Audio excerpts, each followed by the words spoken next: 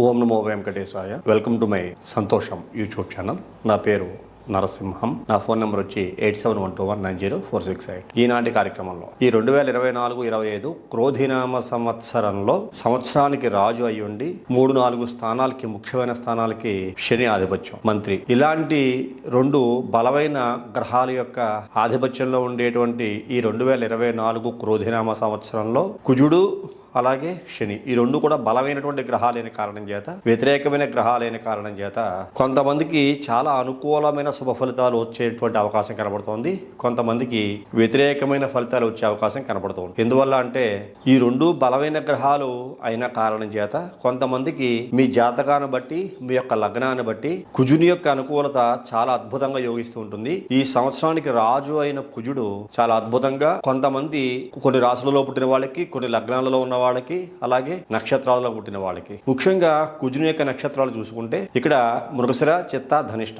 ఈ 3 నక్షత్రాలు కూడా కుజునికి సంబంధించినవి. అలాగే కుజుడికి మిత్ర నక్షత్రాలు, చంద్రుడు మిత్ర నక్షత్రం, మిత్రగ్రహము కూడా, అంటే రోహిణి, హస్త, శ్రవణం ఈ నక్షత్రాలు కుజుడికి అనుకూలంగా ఉండేటువంటి మిత్రగ్రహ నక్షత్రాలు. అలాగే గురుని యొక్క నక్షత్రాలు పునర్వసు, విశాఖ, పూర్వభద్ర ఈ నక్షత్రాలు కూడా కుజుడికి అనుకూలమైన నక్షత్రాలు. రవి కూడా అనుకూలమే కుజునికి, కృత్తిక, ఉత్తరాషాఢ ఇవన్నీ పక్కన పెడితే మరి శనికి అనుకూలించే నక్షత్రాలు కూడా ఉంటాయి. అంటే పుష్యమి, అనురాధ, ఉత్తరాభాద్ర శనికి అనుకూలంగా ఉండే నక్షత్రాలు, శని యొక్క స్వనక్షత్రాలు. అలాగే శనికి మిత్రగ్రహాలు శుక్రుడు, బుధుడు. ఈ శుక్రుడికి అనుకూలంగా ఉండేటువంటి స్వనక్షత్రాలు చూసుకుంటే భరణి, పుబ్బ, పూర్వాషాఢ ఈ నక్షత్రాలు శనికి అనుకూలం, శుక్రుని యొక్క నక్షత్రాలు. తదుపరి బుధుని యొక్క నక్షత్రాలు శనికి మిత్రగ్రహమైన కారణం చేత ఆశ్లేష, జ్యేష్ఠ, రేవతి. అంటే బుధుడు, శుక్రుడు శనికి అత్యంత మిత్రగ్రహాలు. వీటితో పాటు రాహు యొక్క నక్షత్రాలు కూడా, రాహు కూడా శనికి మిత్రగ్రహము.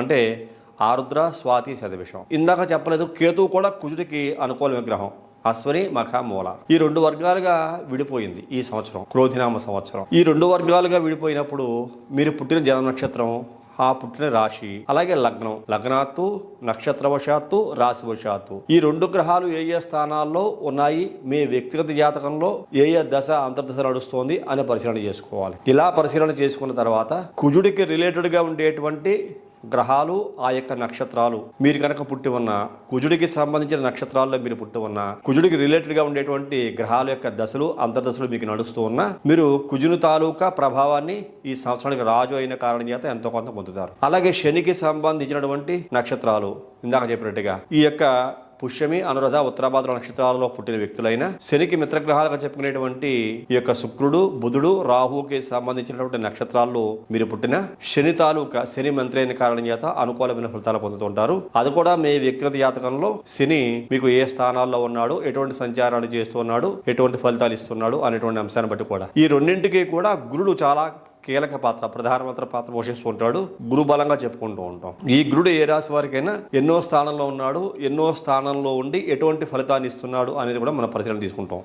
కొంతమందికి ఈ శని, కుజగ్రహాలు రెండు కూడా మీ వ్యక్తిగత జాతకాల్లో శుభస్థానాలలో లేక వ్యతిరేకమైనటువంటి స్థానాలలో ఉండి ఈ దశలు, అంతర్దశలు వచ్చినప్పుడు చాలా మంది ఇబ్బందులు పడుతూ ఉంటారు అనేక రకాలుగా. మరి అలాంటి వ్యక్తులు ఈ సంవత్సరానికి రాజు కుజుడు, శని, రాజేమో కుజుడు, శనేమో మంత్రి అయిన కారణం చేత మరి వాళ్ళు ఎలాంటి ఫలితాలు పొందబోతున్నారు అంటే వాళ్ళు కొంతమంది దుష్ప్రభావాలకు లోనవుతారు, కొంతమంది అద్భుతమైన ఫలితాలు సాధించే అవకాశం కనపడుతూ ఉంటుంది. మరి ఇలాంటి వ్యక్తులకి పరిహారాలు ఏం లేవా? సామాన్యమైన ప్రజల యొక్క పరిస్థితి ఏమిటి? పరిహారం చేసుకోగలిగిన వాళ్ళు చేసుకుంటారు. సామాన్యమైన వ్యక్తులకి ఈ దోష పరిహారం చేసుకోలేరా? ఈ పాపగ్రహాల బారిన పడి, ఈ శని కుజుల యొక్క రాజు మంత్రిత్వం యొక్క పరిస్థితుల్లో పడి, అలాగే గురుని యొక్క సంచారము, రాహుకేతుల యొక్క సంచారంలో పడి నలిగిపోవాల్సిందేనా, ఇబ్బందులు పడవలసిందేనా? ఎందువల్ల అంటే సుఖపడే వాళ్ళ గురించి పెద్దగా సబ్జెక్ట్ చెప్పుకోకర్లేదు. వాళ్ళకి ఎలాగో సుఖాలు ఉంటాయి, యోగాలు ఉంటాయి. ఇబ్బందులు పడే వాళ్ళ గురించే మనం చెప్పుకోవాలి. కాబట్టి మరి ఇలాంటి వాళ్ళకి ఒక మంచి పరిష్కారం కూడా తెలియజేయబడదు. ఏమిటా పరిష్కారం అంటే కనుక ప్రతి ఒక్కరు కూడా లక్ష్మీ నరసింహస్వామి యొక్క ఆరాధన అనేటువంటిది చాలా ఉత్తమోత్తమ ఫలితాలని ఇచ్చేటటువంటిదిగా మనకి గోచరిస్తూ ఉన్నది. ఇలా చేసుకోగలిగితే లక్ష్మీ నరసింహస్వామిని దర్శనం చేసుకోవటము, అలాగే ఆ స్వామికి తులసితో అర్చన చేయించుకోవటము, అభిషేకం చేయించుకోగలిగితే చేయించుకోవటం, ఇలాంటివి చాలా వరకు ఈ కుజ శనుల యొక్క దోషాన్ని తగ్గించి మీకు చాలా మంచిని చేసే అవకాశం కనబడుతూ ఉంటుంది. ఎందువల్ల అంటే ఈ కుజుడు ముఖ్యంగా ఆలోచించదగ్గ విషయం, రక్తమాంసాలకి అధిపతి, ఆరోగ్యం ప్లస్ రుణాలు, అప్పులు అధికంగా చేస్తుంటాడు. అప్పులు అధికంగా చేసినప్పుడు మంత్రి శని అయిన కారణం చేత బాధలు పెట్టేలా కూడా చేస్తుంటాడు. ఈ 2 గ్రహాలు కూడా ఒకదానికొకటి పోటీ పడి కొంతమంది వ్యక్తుల యొక్క జీవితం మీద చాలా ప్రభావాన్ని చూపిస్తూ ఉంటాయి. మరి అలాంటి ప్రభావం తగ్గాలి అంటే కనుక ఈ లక్ష్మీనరసింహస్వామి యొక్క ఆరాధన బాగా ఉపయోగపడుతుంది. అలాగే శని కుజుల యొక్క ప్రభావం, 2 గ్రహాల యొక్క ప్రభావం తగ్గాలి అంటే కనుక ప్రతి నెల ఏకాదశి నాడు కానీ పౌర్ణమి తిథిలో కానీ సత్యనారాయణ స్వామి యొక్క వ్రతము మీ శక్తిని అనుసరించి చేసుకోగలిగితే, మీకు శక్తి ఉంటే నలుగురిని పిలిచి అలాగే సద్బ్రాహ్మణయుక్తంగా పౌరాణికంగా చేసుకోగలిగితే ఉత్తమోత్తమ ఫలితాలు వస్తాయి. అలా శక్తి లేనప్పుడు నలుగురిని పిలిచి సద్బ్రాహ్మణయుక్తంగా చేసుకోలేనటువంటి శక్తి లేనప్పుడు మీ అంతట మీరుగానే సత్యనారాయణ స్వామి యొక్క వ్రత పూజ మీ ఇంట్లో మీరుగానే పుస్తకం దగ్గర పెట్టుకుని అది చదువుకుని చేసుకోవటం వల్ల ముందుగా ఇందులో భక్తి శ్రద్ధలు చాలా ప్రధానమైనవి కాబట్టి ఆ భక్తి శ్రద్ధలతోటి ఈ సత్యనారాయణ స్వామి యొక్క వ్రతం చేసుకోగలిగితే ఈ కుజశనుల యొక్క పాప ప్రభావం నుంచి, రుణబాధలు అప్పుల బారిన పడకుండాను, శని ఇచ్చేటువంటి అనేక రకాల శారీరక మానసిక ఆర్థిక పీడల నుంచి తప్పించుకుని ఎంతో కొంత ఉపశమనం కలుగుతుందని చెప్పుకోవచ్చు. ఎందుకు ఈ విషయం చెప్పుకోవాల్సి వస్తుందంటే సత్యనారాయణ స్వామి యొక్క వ్రతం అన్ని వ్రతాల్లోకెల్లా చాలా ఉత్తమోత్తమైనది. ఎందుకంటే ఇందులో అష్టదిక్పాలకులు మనం నివసించేటువంటి ఏ ఇంట్లో నివసిస్తామో ఆ నివసించేటువంటి ఇంటికి సంబంధించిన అష్టదిక్పాలకులు ఈ వ్రతంలో వస్తారు మండప రూపంలో. నవగ్రహాలు మనం జీవిత చక్రంలో ప్రతినిత్యం అనుభవించేటువంటి కష్ట సుఖాలకి అనుకూలాలు, వ్యతిరేక ఫలితాలు ఇచ్చిన నవగ్రహాలు ఇందులో వస్తాయి. పంచలోక పాలకులు, అలాగే ఇంకా చెప్పుకుంటే ఇంకా అనేక దేవీ దేవతల యొక్క ఆహ్వానం కూడా ఈ సత్యనారాయణ స్వామి యొక్క వ్రతంలో ఉంటూ, ముఖ్యంగా శ్రీ మహావిష్ణువుని నీల మేఘఛాయ రంగుతో మనం పోల్చుకుంటూ ఉంటాం. కానీ ఇందులో ఇక్కడ సత్యనారాయణం దేవం శ్వేతవర్ణం చతుర్భుజం, తెల్లని తెలుపు రంగులో ఉండేటువంటి సత్యనారాయణ స్వామి వారిని ఇక్కడ మనకి వ్రతంలో ఉంటారు అని చెప్పేసి మనకి తెలియజేయబడుతోంది. ఏకదా నైమిసారణ్యే ఋష్య సౌనకాదయ ప్రప్రచ్ఛురాత్రం సర్వే సూతం పౌరాణికం ఖలు ఏకదా నారదాయోగి పరానుగ్రహకాంక్షయ పర్యటన్ వివిధాన్ లోకాన్ మర్త్యలోకే మోపాగతః తత్ర నారాయణం దేవం శ్వేతవర్ణం చతుర్భుజం. అంటే ఆ విష్ణులోకంలో ఈ నారద మహర్షి ఈ భూలోకంలో మనుషులు పడేటువంటి కష్టాలు ఎలా తొలగించాలని ఆలోచించుకుంటూ విష్ణులోకానికి వెళ్ళినప్పుడు ఆ నారద మహర్షి నీలమేఘ ఛాయలో ఉండేటువంటి శ్రీ మహావిష్ణువు తెల్లని ఛాయలో కనబడ్డాట, తెలుపు రంగులో. అంటే శాంతికి చిహ్నంగాను. చూడండి, చాలా విశిష్టమైనది.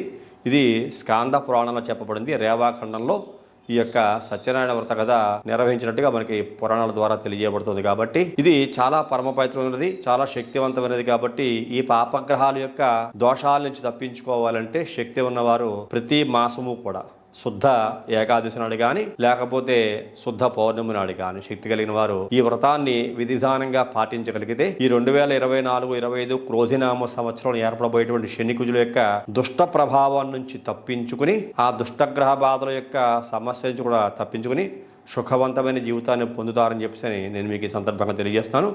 శక్తి కలిగిన వారు, ఆసక్తి కలిగిన వారు సద్బ్రాహ్మణయుక్తంగా నలుగురిని పిలిచి ఈ వ్రత విధానాన్ని నెలకి ఒక్కసారి పూర్తి చేసుకోండి. అలా లేని వారు కనీసం పుస్తకం దగ్గర పెట్టుకుని మీరు సొంతంగా అయినా సరే ఇలా చేసుకోగలిగితే ఈ దోషం యొక్క తీవ్రత ఎంతో కొంత తగ్గుముఖం బట్టి సత్ఫలితాలు, ముఖ్యంగా రుణబాధలకి లోను కాకుండా, ఆరోగ్యం పాడవకుండా, విద్యలయందు వెనకబడకుండా, ఉద్యోగాల్లో వ్యాపారాల్లో ఇబ్బందులు సమస్యలు తలెత్తకుండా, పనివారల వలన ఎటువంటి సమస్యలు తలెత్తకుండా, మోసపోకుండా, అప్పుల పాలు కాకుండా, చూసారా ఇంకా చెప్పుకుంటూ వెళ్తే ఈ శని కుజుల యొక్క ప్రభావమే ప్రపంచం మీద చాలా అధికంగా ఎక్కువగా ఉంటూ ఉంటుంది. ఈ దోషాలు నివృత్తి గావింపబడి సుఖవంతమైన ప్రశాంతమైన జీవితాన్ని సాగించడానికి ఈ సత్యనారాయణ స్వామి యొక్క వ్రతం అనేటువంటిది మీకు బాగా సహకరిస్తుంది సుమా చెప్పని ఈ సందర్భంగా మీకు మరీ తెలియజేస్తున్నాను. అలాగే ప్రతి ఒక్కరూ భక్తి శ్రద్ధలతో నిర్వహించండి ఈ సత్యనారాయణ స్వామి వ్రతము. ఎందువల్ల అంటే ఈ శని కుజులు సంవత్సర కాలం పాటు అధిపతులుగా ఉన్నారు ఈ క్రోధినామ సంవత్సరంలో. అందులో ఉత్తరాయణంలో ఒక రకమైన ఫలితాలు ఇస్తుంటే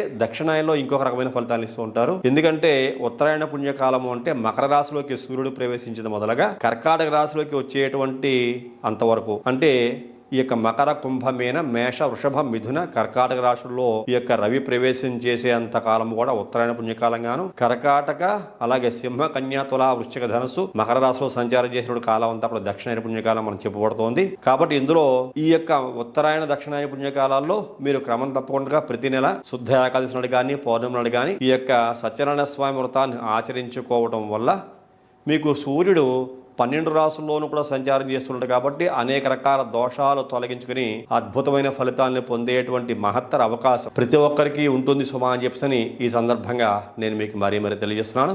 ఈ కార్యక్రమం నచ్చితే ప్రతి ఒక్కరు లైక్ చేయండి, షేర్ చేయండి, సబ్స్క్రైబ్ చేయండి. సబ్స్క్రైబ్ చేసిన పక్కన ఉన్నటువంటి బెల్ ఐకాన్ మాత్రం ప్రెస్ చేయడం మర్చిపోకండి. అలా బెల్ ఐకాన్ ప్రెస్ చేయడం వల్ల నేను అప్లోడ్ చేయబోయే ప్రతి ఒక్క వీడియో మీకు ఇవాళ రెట్టిబెట్టి చేయబడుతుంది. మీరు యూట్యూబ్లోకి వెళ్ళి సెర్చ్ చేయాల్సిన అవసరం లేకుండా తదుపరి వచ్చే కార్యక్రమంలో మరిన్ని ఆసక్తికర విషయాలు తెలియజేసుకుందాం. అంతవరకు సెలవు. నమస్కారం.